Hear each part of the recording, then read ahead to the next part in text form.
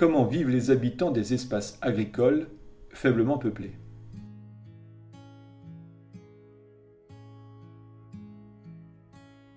Dans les pays riches, les agriculteurs ont développé ce que l'on appelle une agriculture productiviste.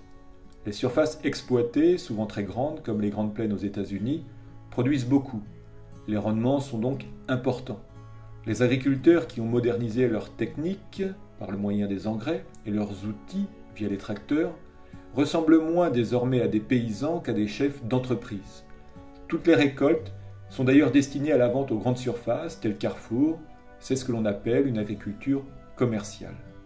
Ces espaces sont faiblement peuplés parce que les terres disponibles sont réservées à l'agriculture.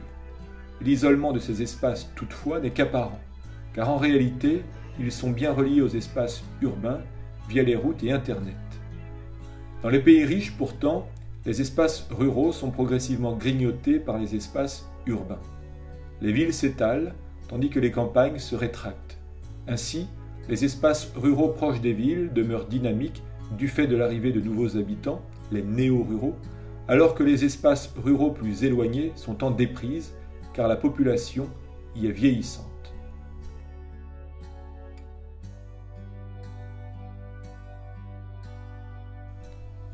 Dans les pays pauvres, les agriculteurs pratiquent ce que l'on appelle une agriculture vivrière. Les surfaces exploitées, souvent très petites, comme à Madagascar, produisent peu. Les rendements sont donc faibles. Le travail y est manuel, pas mécanique, et les récoltes sont destinées à faire vivre la famille. De plus en plus de pays pauvres, toutefois, développent une agriculture commerciale dont les récoltes sont vendues aux pays riches. Dans ce cas, les surfaces cultivées sont agrandies aux dépens des forêts et favorisent la déforestation.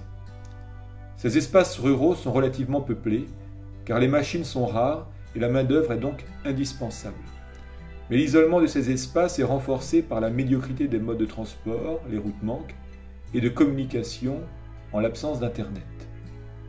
Les jeunes en conséquence ont tendance à quitter leur village pour s'installer en ville, c'est l'exode rural. Or si les terres tombent à l'abandon, elles risquent la désertification.